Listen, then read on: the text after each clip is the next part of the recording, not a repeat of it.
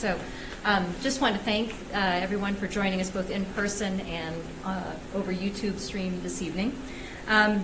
This is a stakeholder forum meant to address concerns and issues for our industrial property owners related to proposed changes to outdoor storage regulations.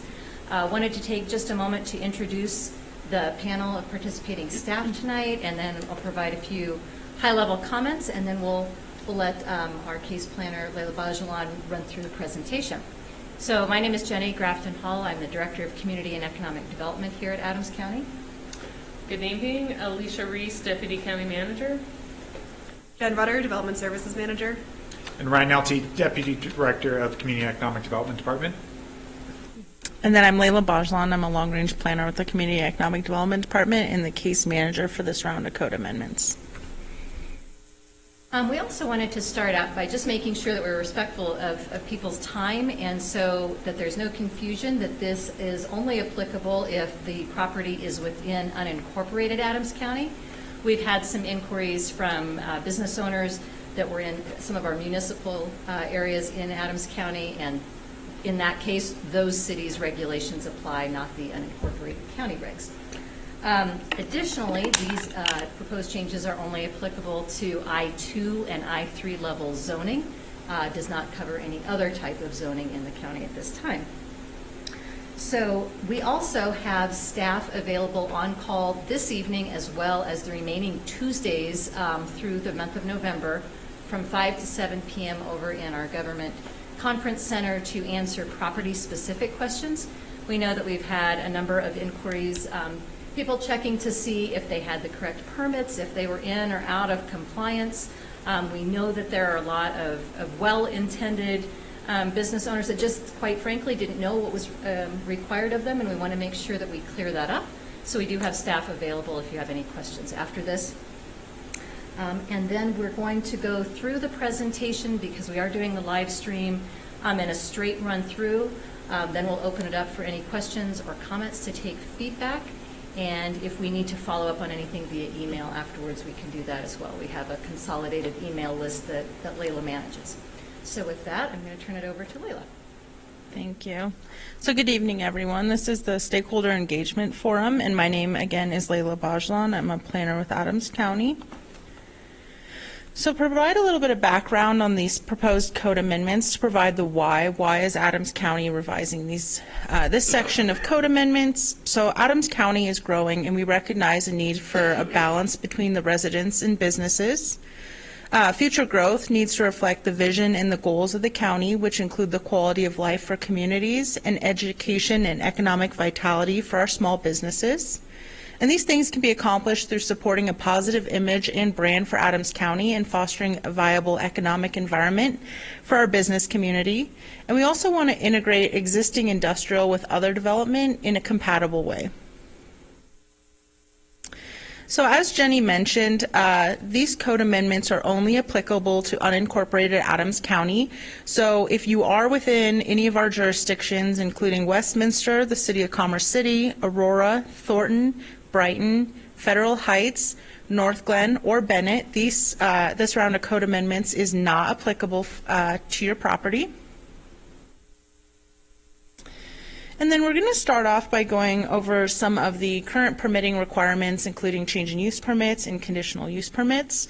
So Adams County's use chart has 3 different designations for uses within each zone district. So the P stands for permitted, which means it's a use by right. The C is a conditional use permit is required to establish the use on the property. And then the dash indicates that that use is prohibited in that zone district. So permitted uses still require a change in use permit to establish use on the property. For example, and using an example within this use chart provided on the screen, if you do have I-2 zoning and it was an established truck stop and now you are moving to trucking and general warehousing, both are permitted uses. However, you do have to get a change in use permit through the county to establish that new use on the property. And the reason for that is there's several performance standards that differ between permitted uses. So that's just a check to make sure that you're meeting the performance standard of the specific use that you are establishing on the property. And then if a conditional use permit is required, you would have to get approval from the use, or for the use from the Board of County Commissioners. And a building permit or a change in use permit is required to establish the use. And within our regulations, you have 1 year after approval of the conditional use permit to get that building permit or change in use permit, or the conditional use permit will expire.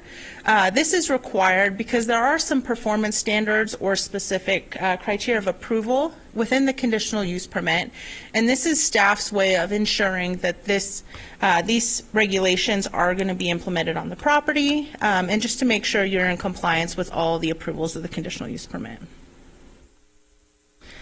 So to go over a change in use permit, this is an application through our e-permit center. It's done through a building permit, so it is a little bit confusing in that way. Submittal requirements for a change in use permit include proof of water and sewer, so that includes well and septic, or if you are on public water and sewer, that would suffice as well. It requires a detailed site plan showing existing structures and proposed structures on the building or on the parcel. We require a parking plan and then a landscaping plan. Many of these industrial uses have specific buffer yard requirements. So for example, if it's industrial next to residential or agricultural, you're required a type D buffer yard, which is a 10-foot landscape buffer with a screen fencing. So that's what we're looking for in this landscape plan, to ensure that you not only meet the required lot landscaping, which is 10% of the parcel, and 50% of that has to be along the right-of-ways, but also that you're meeting the buffer yard landscaping requirements. And then we also require a lighting plan, if applicable to your use, to make sure that lighting is not going to be a nuisance to adjacent property owners. And within the change in use permit, we're also checking to make sure that you are demonstrating conformance with all the performance standards and regulations at the time of application. So for example, if your use has been on the property for 5 years, but you have not received a change in use permit to establish it, you are held to the requirements at the time of application. So that's important for a lot of the individuals that are trying to come into conformance. It's at the time of application and not the time that you moved on to the site. So current performance standards for industrial uses can be located in section 4-11, and this includes requirements on fencing, walls, and screening. Hard surface parking is required for any industrial use, so that's concrete or asphalt. Screening is required for any outdoor storage, so that's a screen fence with landscaping as well. Landscaping is required on any commercial or industrial property or use at 10% of the entire parcel, and 50% of that must be along the right-of-way. And then again, just making sure that landscape buffers adjacent to specific uses. So this would be a site-specific requirement depending on the uses that are surrounding your property. And then we do also have specific performance standards for the following uses, and they include outdoor storage in excess of 100% of the building area, and also the accessory outdoor storage that does not exceed 100% of the building area. So to provide a little bit more information on what exactly a conditional use permit is, so it's a use which may be suitable as determined by the Board of County Commissioners in a zone district, but which would impair the integrity and character of the zone district in which it is located, or an adjacent adjoining zone district, unless restrictions on location, size, extent, and character of performance are imposed. So a conditional use permit is just ensuring that the use, it's the correct use at the time of application. So it's a site-specific approval that looks at the surrounding properties, it looks at the future land use, and then the use itself, so the impacts that it would have on the surrounding area. A conditional use permit does require 2 public hearings, so it requires one from the Planning Commission that provides a recommendation to the Board of County Commissioners, who will ultimately approve or deny the request. A conditional use permit, the time frame, I know there has been the misconception that it's only for 5 years. However, we do have conditional use permits that don't have an expiration date. The applicant can request any time frame, and then the Board of County Commissioners will eventually approve or deny that time frame. And we really look at the future of that area and the impacts that use could have. So a lot of our conditional use permits do get a lower amount of approval in the beginning, just to ensure that they are going to be good neighbors, that there's not going to be any significant impacts on the surrounding properties. And then if they do come in for an additional conditional use permit, the time frame can be extended. So it is not a 5-year approval necessarily. And again, we do have some that don't have expiration dates. And then for outdoor storage specifically, any overheight stacking does require an additional conditional use permit. So any storage that's greater than the fence height or 8 feet would require an additional conditional use permit for that overheight stacking. And then the criteria of approval for a conditional use permit include that it's applicable in the zone district. So when you look in that use chart, there's a C, so you can apply for the conditional use permit rather than it being prohibited or permitted. That it's consistent with the purpose of the regulations, that it complies with all the performance standards for that specific use, and that the request is harmonious and compatible with the surrounding area. So that's that site-specific approval where we do look at the adjacent properties and the impacts it could have. That the conditional use permit, the use has addressed all of the off-site impacts, and that the site is suitable for the use, and the site plan is adequate for the use, and that there's adequate services provided to the parcel to support the use requested in the conditional use permit. So our current definition for outdoor storage is the storage of materials or inventory naturally and normally incidental to the primary use of the property, limited to the primary user of the property and located on the same lot with the primary use. Accessory storage shall not include vehicles which can be driven off the property under their own power and are licensed to be driven on public rights-of-ways. Merchandise for sale or lease shall not be considered accessory storage, except storage of gravel, rock, recycled asphalt, and other landscaping materials shall be considered outdoor storage. So staff is proposing to amend this definition to make it easier for individuals to determine if their materials on their property are considered outdoor storage or not. So this is one of the subject code amendments that we are proposing. And then just to go over some of the current permitted allowances of outdoor storage.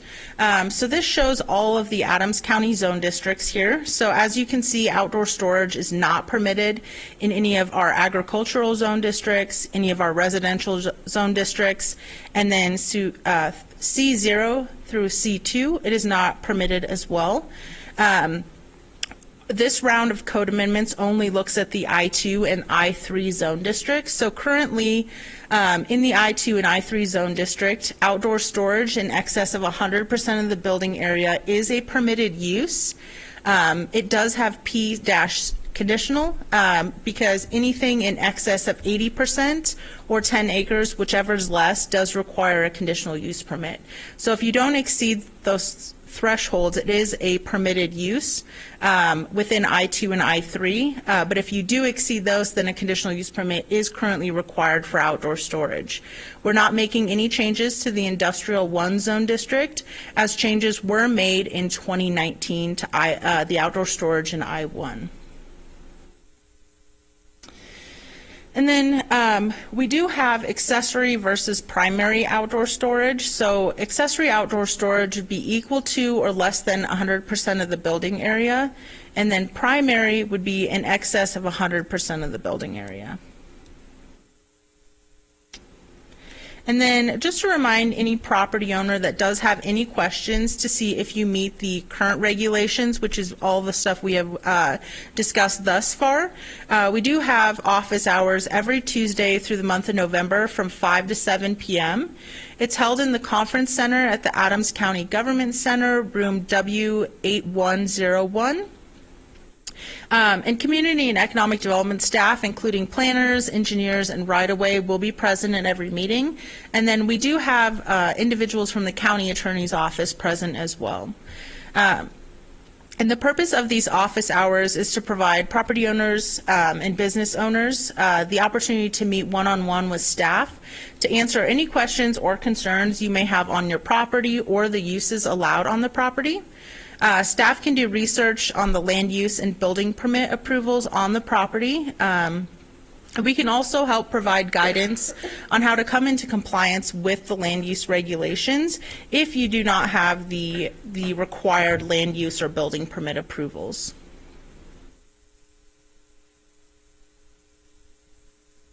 So to discuss some of the proposed regulations, we're going to start with the definition of outdoor storage. So we're proposing to amend that definition to be the storage of materials for a period greater than 72 hours, including items for sale, lease, processing, and repair, including vehicles, not an enclosed building. So this would replace the old definition and provide a more clear definition for what is outdoor storage. We are also proposing a new use to be fleet. So the definition of fleet would be the parking of 10 or more commercial vehicles in excess of 7,000 gross vehicle weight for a period less than 72 hours. Fleet would include office uses with 10 or more commercial vehicles, but shall not include warehousing uses that would be considered light or heavy logistics centers. Fleet can be considered an accessory use when there is less than 10 commercial vehicles in excess of 7,000 pounds for a period less than 72 hours. If there is parking for 72 hours or greater, it would be considered outdoor storage. So staff would also be setting some clear performance standards for this new use that would include hard surface parking. We'd include regulations on screening from adjacent uses. There would be landscape buffers. We would potentially propose setbacks from adjacent uses, and then regulations on access onto a specific roadway to ensure that these uses are accessing arterial, state highway, or collector roadway and are not on residential local streets. So we're also proposing to change the permitted allowance of outdoor storage in I-2 and I-3.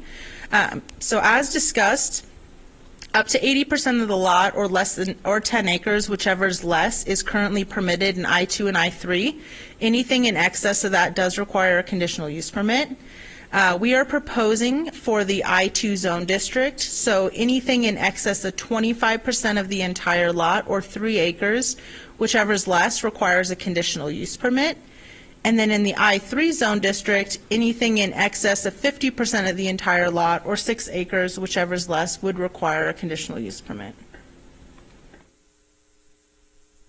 So to discuss some of the non-conforming uses, legal non-conforming use is a use or activity which was lawful when originally established, but which fails to conform to the current standards and regulations due to the adoption, revision, or amendment of our code. Specific uses may lose legal nonconforming status if the use is abandoned. So the use has to occur for continually for no less than 6 months. So if you do discontinue the use for a period greater than 6 months, you would lose your legal nonconforming status. If there is an expansion of the use, a nonconforming use of open land may not be extended to cover more land that was occupied by said when it became nonconforming. And then nonconforming uses may expand area within a building or increase the volume, intensity, or frequency of the use without losing that status. And then to provide a timeline on this round of code amendments, so we did have several things move forward, including the mixed-use zone district, safe parking, and the tiny home villages. And this was put on hold and will move on a separate timeline. So every Tuesday in November from 5 to 7 p.m., we are providing office hours to provide assistance to industrial property owners and businesses. And then today we are having the Stakeholder Engagement Forum. And then on January 11th, we are proposing a study session with the Board of County Commissioners. And then on January 13th, we will have a study session with the Planning Commission. And then we are proposing for these regulations to move forward for adoption. So Planning Commission on January 27th, and then February 15th for the final Board of County Commissioners public hearing and adoption of these regulations. So we can go over some of the frequently asked questions that staff has been receiving. The first one is, does a conditional use permit / change in use permit run with the land or with the property owner? And the approval runs with the land unless a specific condition states otherwise. So we do have some conditional use permits where it is very specific to that property owner or that individual that the use was originally approved for. However, that is very rare, and that would be with a conditional use permit rather than the change in use permit. And again, a conditional use permit, we've been hearing that there's the misconception that they can only be approved for 5 years.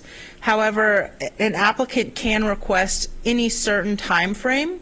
However, the Board of County Commissioners can approve the conditional use permit for any time frame. And then again, we do have some that do not have expiration dates. And also, I wanted to make sure that we put out there when we were going to have draft amendments available for review. We should have draft amendments for review in early December up on the website. So under the current land use cases and also the proposed regulation amendment site, we will have it on both sites, the proposed draft language. And then staff did ask anybody who had specific questions to submit that in advance. We did receive one question, and the question is, why is Adams County trying to reclassify semi-trailers as storage when the Colorado Department of Revenue's Motor Vehicle Division classifies semi-trailers as motor vehicles which haul freight on our highways? But I think the operative word there is trailers. So we're not talking about a vehicle that is a semi-truck with a trailer. We're talking about a detached trailer. And that is treated as storage because on its own, it is not operable. We are aware from complaints on properties that it has not been uncommon for those trailers to be parked for long periods of time and used essentially as a storage container. And so that's really meant to address that difference between the two. I also wanted to point out, because Layla raised this earlier in our conversation, I think it's important that the current regs around conditional use permits and change in use permit were revised in 2007. Is that correct? Or is that just the change in use permit process? I believe it's the requirement for a conditional use permit. So initially, or in 2007, it was changed to allow for up to 80% or 10 acres as a permitted use. So previous to that, it was a conditional use permit was required. And bring that up just so that property owners can kind of gauge where you fall in that time period. If your business was established before that, you may not have even been aware of those changes. And those are areas where we can help to bring things current. So I think with that, unless you received any others, we'll go ahead and open it up to the guests that we have here with us tonight. If there's additional questions or comments or feedback you'd like to provide, we would be happy to take that. Yeah. Do we need to have him come closer to the Yeah, mic? for the microphone, yep. Here, if you can just speak in this one.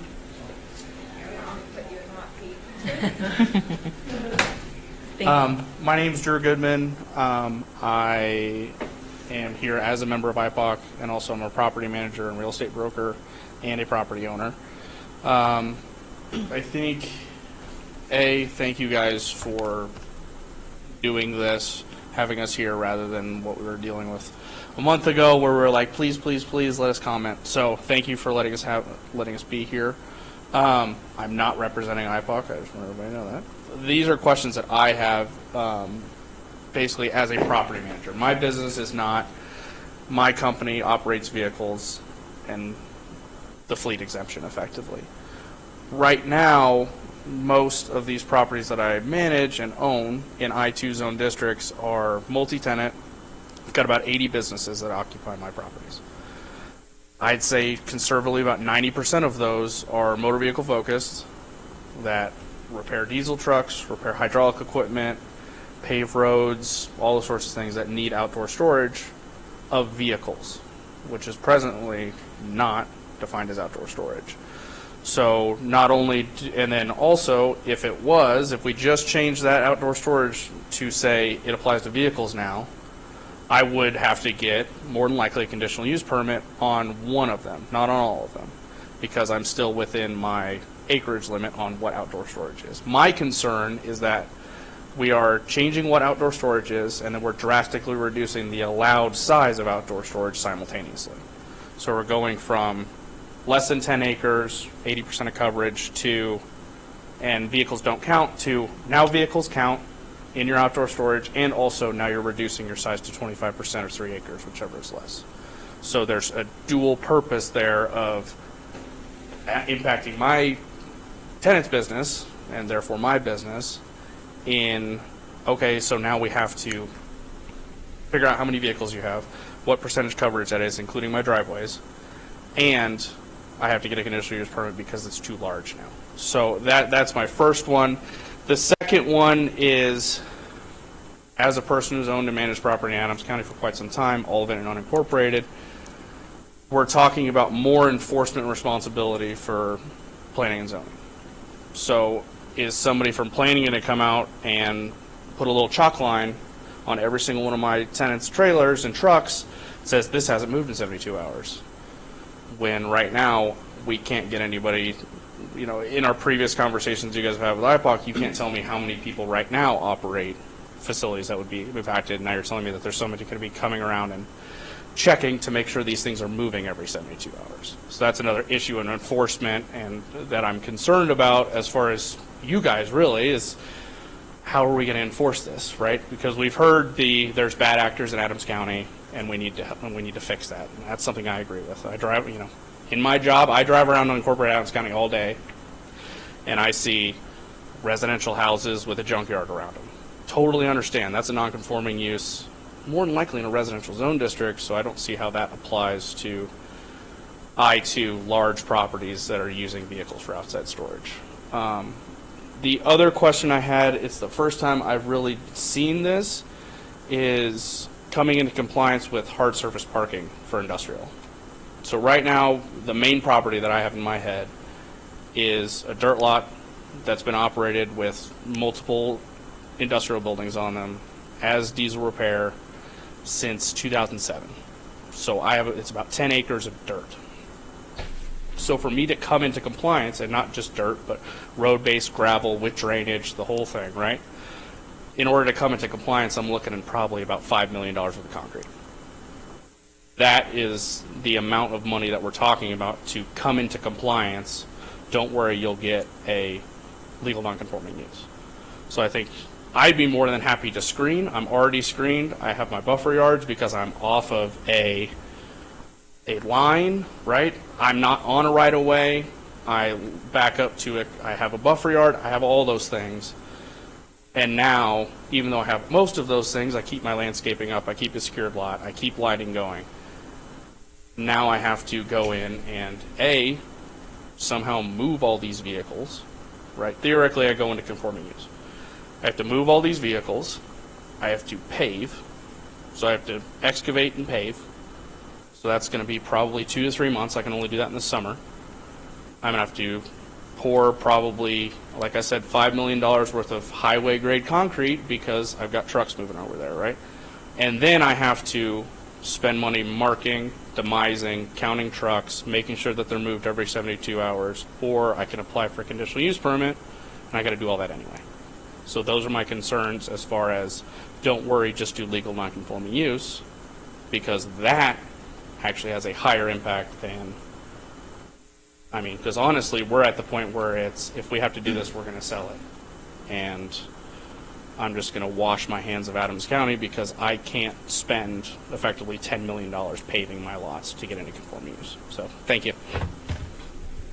Yeah, I'll, I mean, I think non-conforming use. Are you going to touch on that? I was going to actually ask you just for, so in the proposed definition, which obviously this is still a work in progress on fleet, does that not seem like it would work for?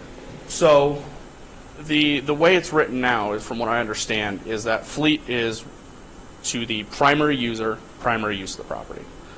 I don't have a primary user of my property. Multi-tenant. Because I have a primary user, that's my largest tenant, but they're actually the people who have the least amount of vehicles. One of my smaller tenants that's in a 2,500 square foot space leases a quarter acre from me, and they have a bunch of equipment. So the fleet exemption doesn't apply to me because I don't own and operate the property with my vehicles that I use. I also think if we're talking about fleet, a blanket no more than 10 vehicles over 7,000 GVW there needs to be some room there, just in general. Maybe it's not blanket, but it just appeared to me to be that way, is that if we're talking about a truck terminal, that all the trucks are owned by the company who runs the truck terminal, they can only have 10 semi-trailers on there? Is that, Greater than 10, correct? Yeah, so in order to be a fleet use, you would have more than 10. You can be Okay. accessory if it is less than 10. So that makes And there are uses such as light or heavy logistics centers, which is your trucking terminals, that would not be considered fleet. That's a separate use. Okay. Sorry, I misunderstood the No, accessory that's versus why I primary wanted to use. ask Yeah. and make sure, but I do think your point about the multi-tenant Yes. is something that we can look at more closely because that hadn't come up before, so I appreciate Yeah, that. so, specifically with that, but also with this new fleet use, there's a hard surface parking requirement. So I think that's one of the newer things. I've been going to these meetings for quite some time, and that's one of the newer things that I didn't realize was already in the performance standards for some industrial, which I believe is why you're rolling it into the new performance standards. But that would be an issue for, okay, let's just get a fleet permit, let's get all that sorted out. That impact of cost of getting to a hard parking surface, I think is. Yeah. Oh, well, and I was just going to talk about, I think there's a misconception about the legal non-conforming. You can totally just continue operating all of your properties exactly the way they are. Right. As long as they're permitted, that would just, you don't have to make any changes, I guess is what I'm saying, is that you can continue operating under the regulations that they were established under.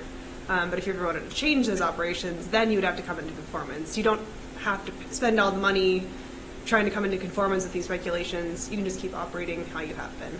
Right, but if I'm not mistaken, if I sell this property with that legal nonconformity, that wouldn't pass the new owner, is that correct? Would. It would? Yeah, Okay. it goes with the property. Okay. It would only be if you were trying to expand the use in some way, or the new property owner were trying to expand the use or change Or it. it was vacant for 6 Or, months. yeah, if it was vacant for Which 6 months. hopefully it will never be Right. vacant Right. for 6 months, right? So, yeah, that just something that caught my ear. Okay. Yeah, I just, it was one of those things where I was said, if we are, because if we're being honest, this is something that's going to happen at some point. With our input, more than likely it's going to happen. But eventually, I'm going to need to come into compliance, or somebody is down the road. And I think there's a gap in understanding that eventually that's going to happen. So I can run this thing for the next 10 years with road base and gravel. Like I said, I have a full French drain system on this property, all those sorts of things. But eventually somebody's going to need to come in and spend, at that time, $6, $7, $10 million just to comply with one portion of all of these new proposed regulations. And if there's something that's specifically costly or difficult to come into compliance with, I mean, that's something that we'd really want to hear very specific feedback on. If it's the hard surface parking, is there a better answer that works for you, like the crushed asphalt or something else? That's something that we would like to take into consideration if it's functioning and you're not tracking on the roadway and it satisfies your needs. Maybe that's something that we can consider adding into our regulations as well. Right, because I think that if we're spitballing now is in that specific thing, I understand hard surface parking, right? You guys don't want a bunch of mud pits of people who are running semi-trucks with inadequate grading. You're getting, and then it's running on your roadways, it's causing obstruction, all that stuff. I completely understand that. The way that we have figured that out is significant, it's engineered, it's graded, we have drainage that feeds into storm sewer, and then we also have concrete pads from the lot surface to the street. I think that's something that that would be extremely helpful for everyone. I'm not the only person who's got 10, 15, 20 acres of dirt that is prohibitively expensive to go hard surface. Yeah. Not to mention the drainage. Exactly. Yeah. And also, something, maybe you define exactly what acceptable soft surfaces are with approval, right? I think that would be totally fine.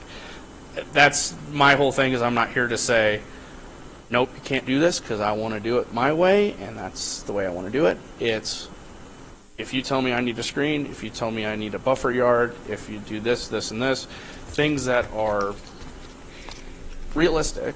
It's the main thing that hit me was that hard surface parking, especially down the road, developing stuff, and I was in the process of doing something and it didn't work out, but we're talking about going permitting, and then also, okay, so you got to regrade, overgrade, and then now you have to lay 8-lane highway on your property just to get in compliance. So. We want to be realistic as well, so Yeah, thank you. Yeah. Thanks, guys. Specifics are great. Go ahead. To Jen's point on the hard surface parking, for industrial or commercial uses, that is required parking. We do have a provision that allows for the director to approve another suitable surface, so long as it's meeting, it's not going to have significant max on the property, the adjacent properties, and it's suitable for the use. So that's something we could consider adding into the fleet use as well. Thank you. Thank you.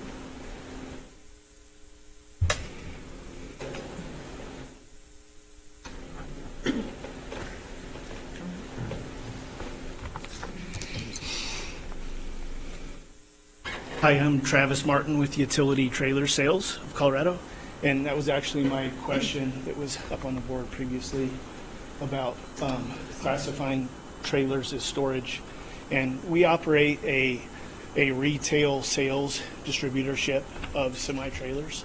So for the definition to change on semi-trailers to go from vehicles to storage severely impacts us, because we sell any kind of semi-trailer that goes up and down the highway. Construction trailers, end dumps, side dumps, low boys, that aren't used for storage, but all of a sudden this change in definition. We were just talking about this today, because I think that area of sales or rental is something that we want to look at more closely, because I think exactly what you're saying, that's not the problem that definition was intended to address, and so appreciate. So we're a big dealership, and we're set up much like a car dealership where we do have a whole rental leasing arm. We have a big service department, and we service hundreds of trailers to get them repaired, to go back out on the highway. We have downtime where we have to order parts for all these trailers, and that takes a month sometimes to get parts, maybe even longer. So the 72 hours to make this equipment move is just not realistic in the supply chain in the country right now. So it severely affects our retail establishment business, and we would like more consideration in that area. Well, and I think that may be an area where, we're trying to look very closely at performance standards, because that helps us communicate to you, if you can meet these things, we can all exist harmoniously. Mm-hmm. And I think that there may be some further development we could do for uses like this, where it is sales. Maybe it's not 72 hours, but there is some sort of time-bound element to it, so it's not just an indefinite. That would strike a middle ground. Right. Thank you. Go ahead. Thank you. That just made something else, yeah. I think maybe an exemption in the fleet for trailers, because if I'm not mistaken, you purchase those for sale, right? Correct. So you own them before he sells them. So if that could be an exemption in the fleet. So what I'm concerned about, and it's something that I was thinking about before with some of my tenants, is if you put a time clock on him to move his trailers, you're putting the onus on him to somehow move market forces. So if he can't sell this trailer in the time period that you put on him, what is he to do about that? Just throw it in the scrap heap because he's out of his storage time? So I think that's the issue that with that specific comment on that. But I think if you input that into fleet as specifically for sale, and maybe you tie it to a dealer's license or some other sort of sales tax license for that specific use, that cuts out your, because I know exactly what you're talking about. There's one right across the street from mine where it's like, hey, if you need space, you can rent this 53-foot box trailer. But That's storage. in that storage, because you're moving that to be placed, it's effectively a mobile home at that point. For storage. Thank you. Both of those are really helpful.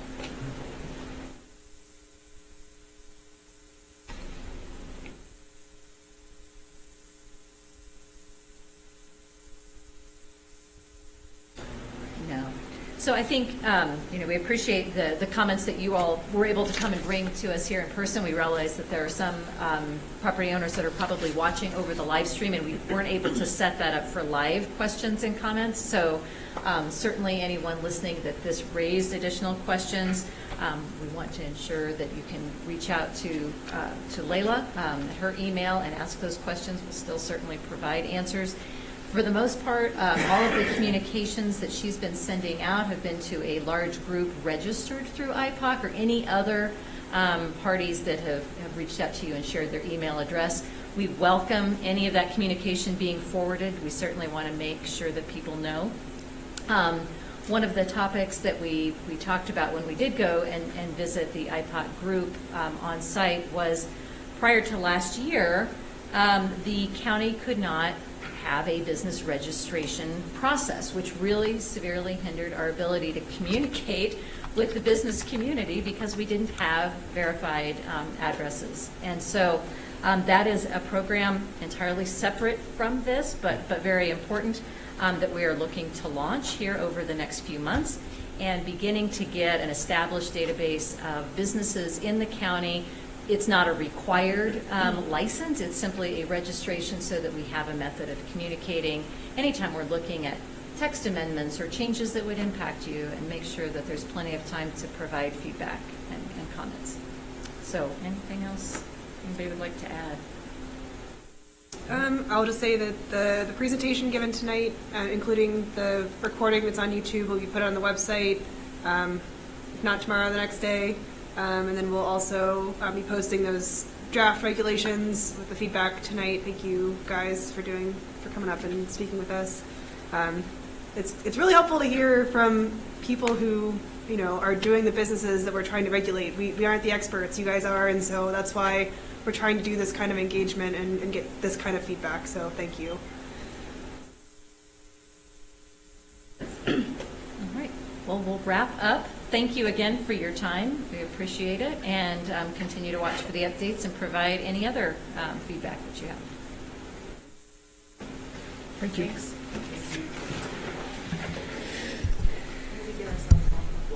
All right, one second.